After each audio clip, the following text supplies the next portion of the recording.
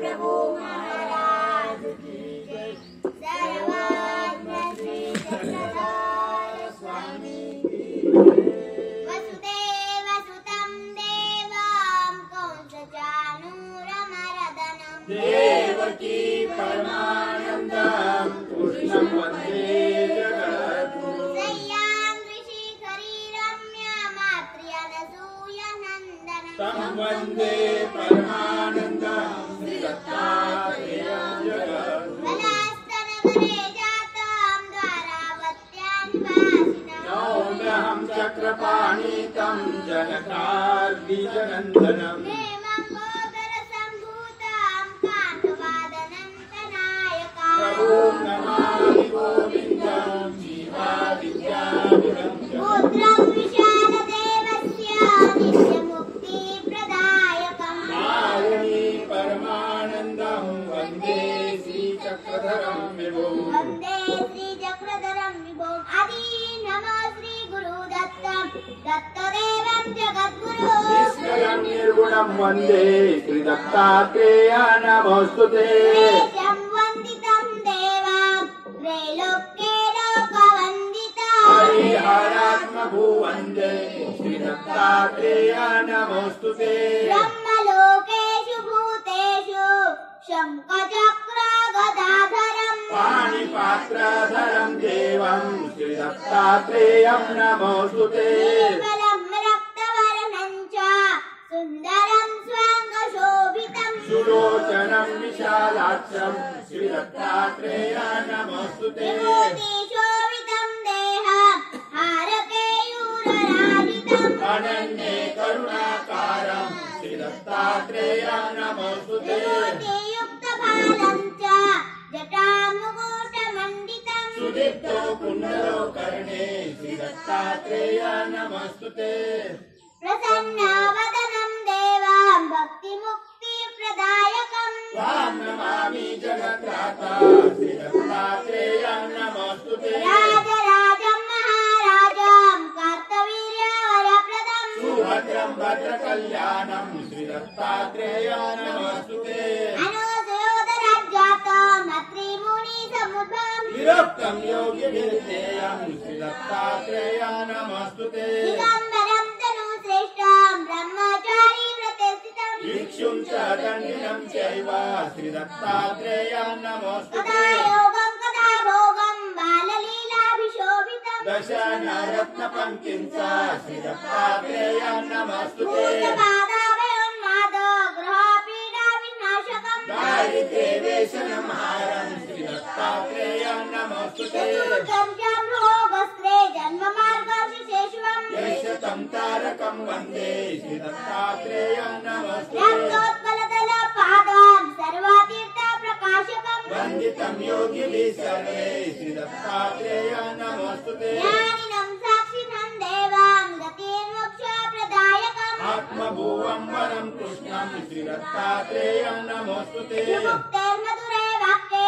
श्रीदत्तात्रेयस्तुतिपरे साक्षात् व्यक्तं स्वयं ब्रह्म श्रीदत्तात्रेयं नमोऽस्तुते। प्राणिनां सर्वजातीनां कर्मपाशप्रबन्धकम् श्रीदत्तात्रेयस्तुतिस्तोत्रं सर्वकार्यविधायकम्। पुत्रो लभते पुत्रो धनधान्ये समान्वितः राजमान्यो भवेत् लक्ष्मी अप्राप्तो लभते क्षणात्। सन्ध्यादपमानस्य श्रीदत्तात्रेयस्तुतिपरा तस्य रोगाभयं नास्ति दीर्घायुर्विजयी भवेत्। मण्डोदकिनी यक्षा पिशाच ब्रह्म राक्षसा स्तोत्रश्रवणमात्रेण नश्यन्ति नात्र संशयः। एकविंशति श्लोकानामेकसहस्रादपेन्नरा प्रयतः प्रातरुत्थाय साक्षात् देवं स पश्यति। श्रीदत्तात्रेयकवच सम्पूर्ण श्रीदत्तमनुजया सुतं मातृपुत्र ऋषिवरा ऋषिवंशजटाधारी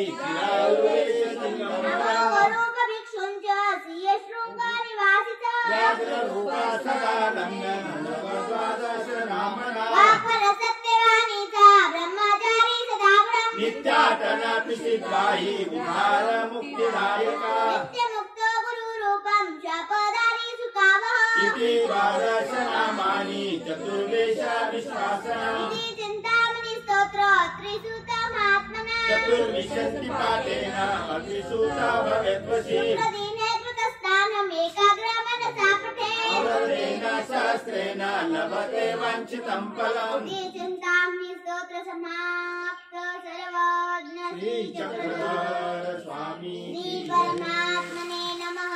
अथ नवमोऽध्यायः। श्री भगवानुवाच इदं तु ते गुह्यतमं प्रवक्ष्यामि न श्रूयवे ज्ञानं विज्ञानसहितं यज्ञात्वा मोक्ष्यसे शुभात् राजविद्या राजगुह्यं पवित्रमिदमुत्तमम् प्रत्यक्षावगमं धर्मं सुसुखं कर्तुमव्ययम् अश्रद्धदाना पुरुषा धर्मस्य परन्तप अप्राप्येमां निवर्तन्ते मृत्युसंसारवर्त्मनि मया ततोऽविदं सर्वा जगदव्यक्तमूर्तिना मत्स्थानि सर्वभूतानि न चाहं तेष्वस्थितः मतस्थानि भूतानि पश्य मे योगमैश्वरम् भूतभिन्न च भूतस्थो ममात्मा भूतभावना यथाकाशस्थितो नित्यो वायौ सर्वत्र गोमाम् तथा सर्वाणि भूतानि मत्स्थानीत्युपधारय सर्वभूतानि कौन्तेय प्रकृति यान्ति मामिकम् कल्पक्षये पुनस्तानु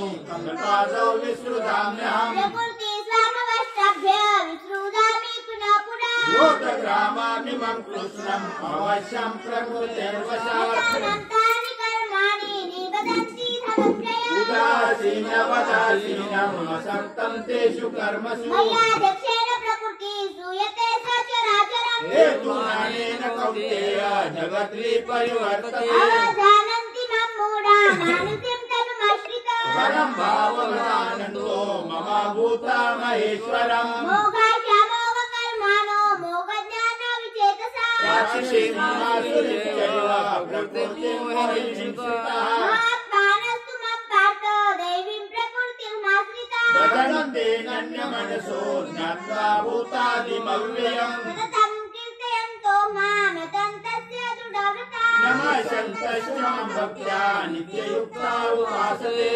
ज्ञानयज्ञेन चाप्यन्ये यजन्तो मामुपासते एकत्वेन पृथक्त्वेन बहुधा विश्वतोमुखम् ॐ कर्तूरं यज्ञं सदा मम औषधम् मन्त्रोऽहमेवाच मामग्निरामृतम् पितामहस्य जगतो माता दाता पितामहः नित्यं पवित्रमोङ्कारः रुक्सामयत्येव च गतिर्भर्ता प्रभु साक्षी निवास शरणो प्रभावः प्रलयस्थानं निधानं बिजमव्ययम् तमाम्यहं वर्षं निगृह्णामि श्रुतं अमृतं चैव वृष्टिश्च सदा सत्याहमर्जुन हे विद्यानां सोमपापूतपापायते ऋष्टासर्गतिं प्रार्थयन्ते ते पुण्यमासाद्य सुरेन्द्रलोकाम् अश्नन्ति दिव्यान् दिवि देवभोगान् गुप्त्वा सर्गलोकं विशालं शिने पुण्ये मर्त्यलोकं विशन्ति एवं त्रैधर्ममणो प्रपन्नागतागतं कामकामालभन्ते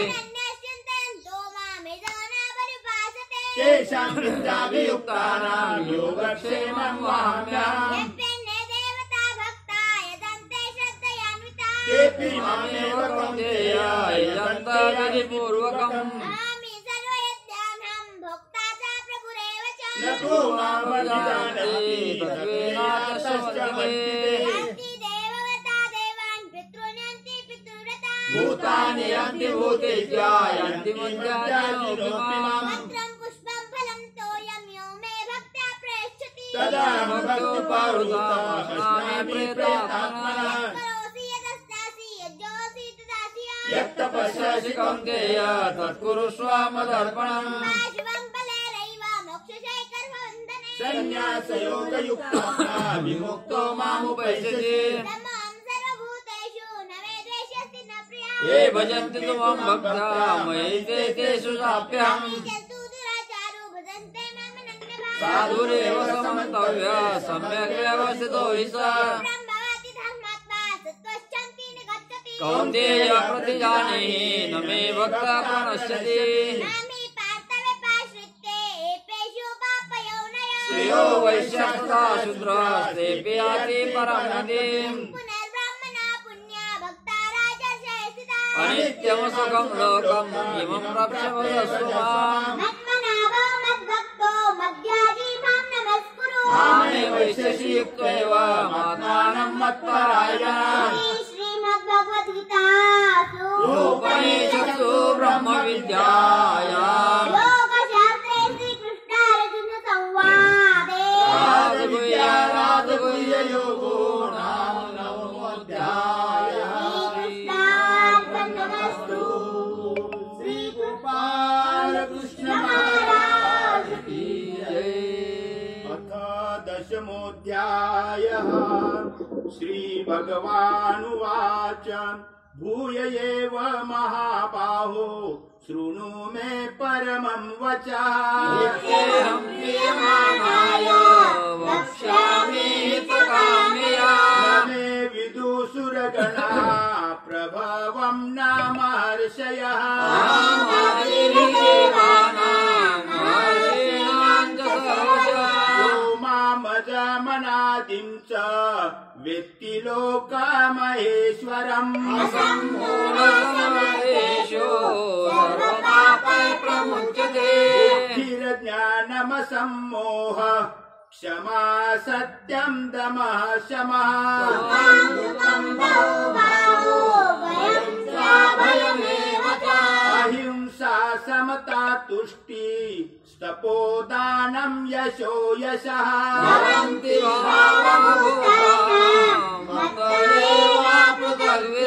महर्षयः सप्त पूर्वे चत्वारो मनवस्तथा।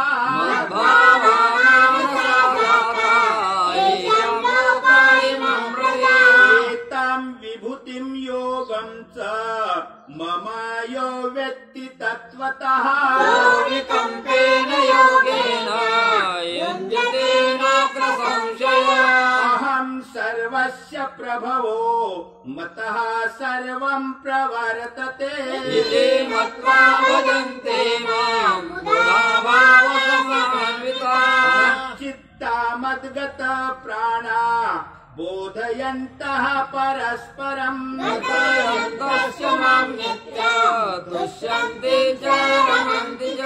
तेषां सततयुक्तानां भजतां प्रीतिपूर्वकम्। ददामि बुद्धियोगं तं येन मामुपयान्ति ते।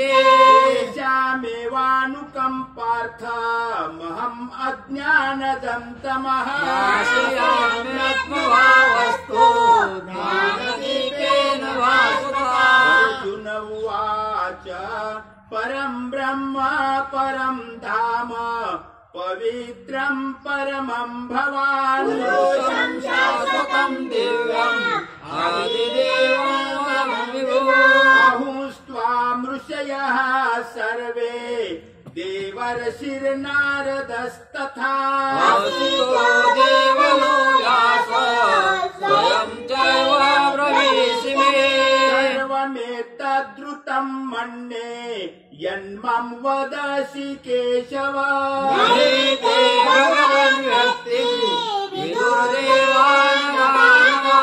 मयामेवात्मनात्मानं वेत्थत्वं पुरुषोत्तम।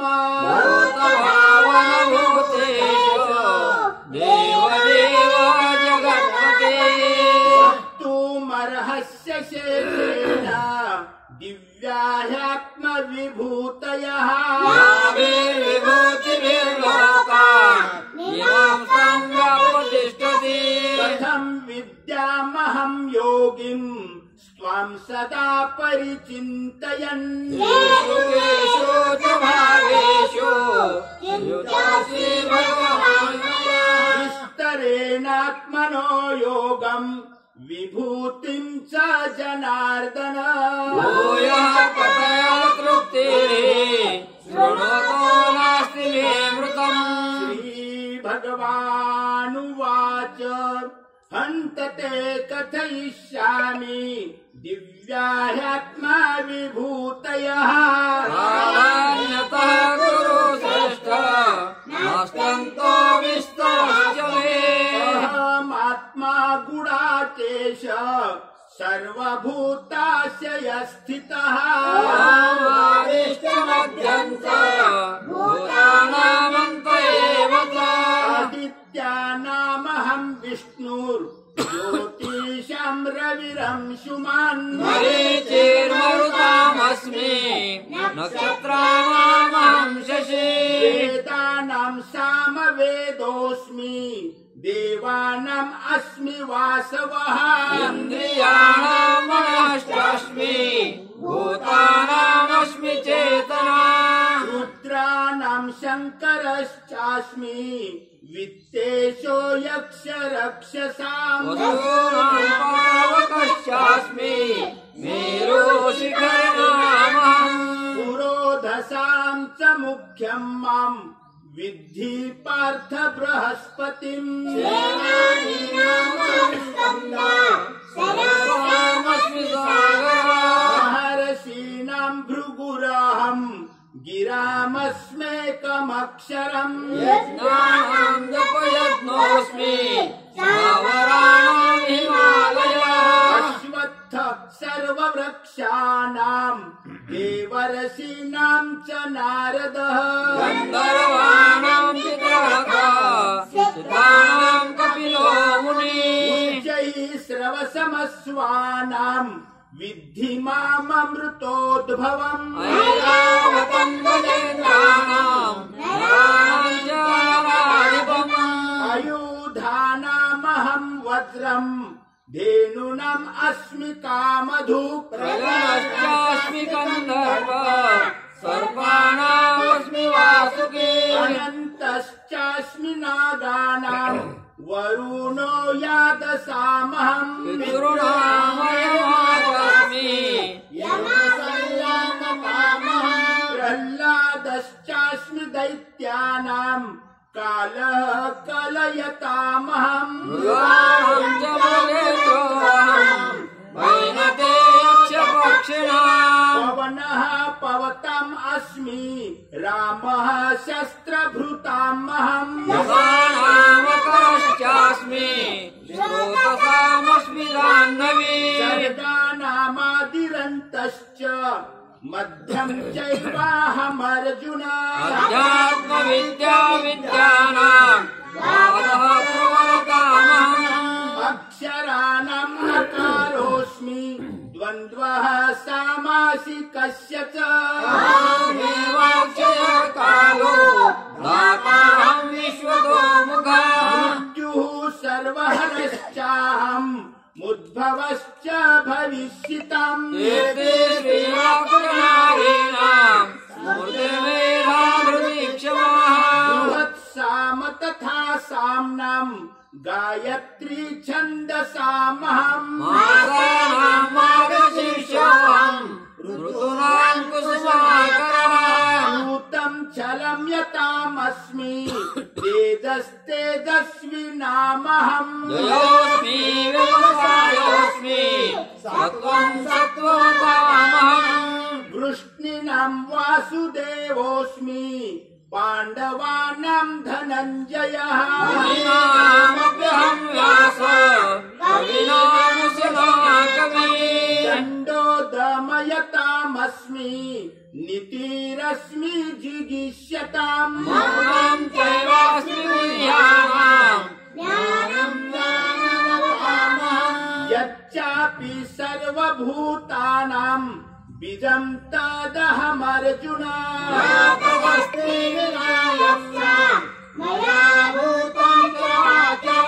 नान्तोऽस्ति मम दिव्यानां विभूतीनां परन्तप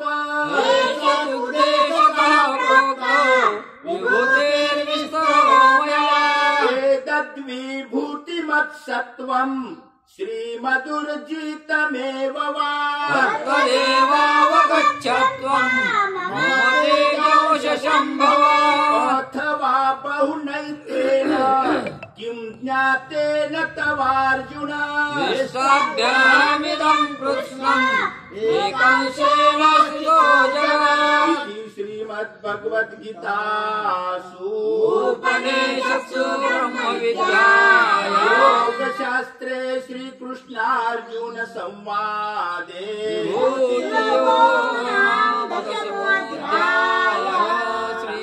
कृष्णोपाल कृष्ण महाराज की जय।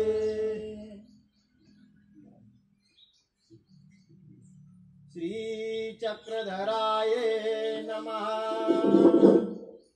श्री पंचावताराय नमः श्री खनेपुरी तीर्थस्थानाय नमः नमो निराकार निर्गुणा नमो अनंता शक्ती सगुणा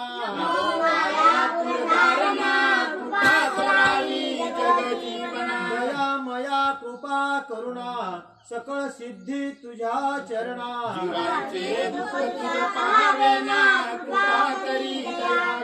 अनंत ब्रह्मांड नायिकेचा नायक तू अनंत गुणधर्म शक्ती युक्त तू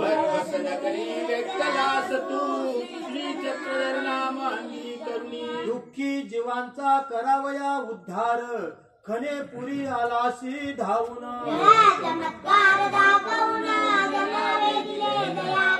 कार्तिक शुद्ध तृतीयेला खनेपुरी घडली अद्भुत लीळा जय जयाजी श्री चक्रधरा तुमची चांपे गौर श्रीमूर्ती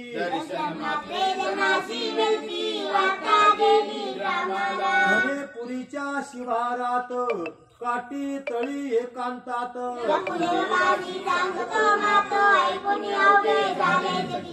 मस्त लागती चरणाला भारद्वाज पक्षी तोही वेधला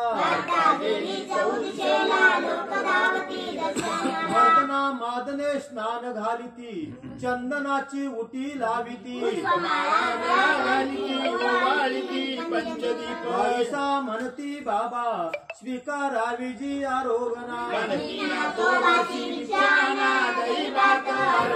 ऐशी घडली अद्भुत लीळा भक्तिजन लागती चरणाला जनादे पाहुणी दुःख दैन्य कळवळलाशी तू दयाघना अवघा जणू ठकलेला तू आलाशी फेडण्याला मी पामर दुःखिस्ता हीन दीन अधम पतिता संसार दुःखाचे रडगाणे गावणी मागतो तुझा मागणे काय सांगू माझी व्यथा देवा तू सर्व असे जाणता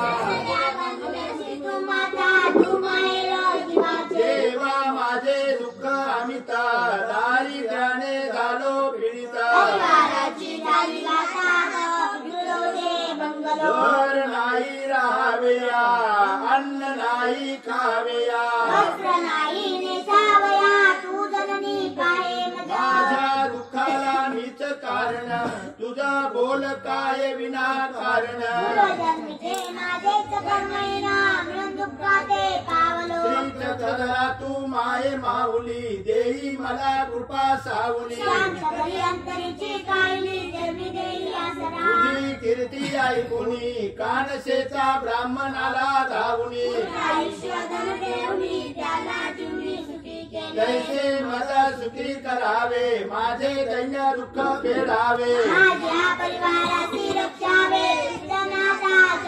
सकळ्यांचा तू गोसावी चक्रधारी खनेपुरीची राज्य करी जे खनेपुरीची जाती दर्शना त्यांचे पाप होई भंजना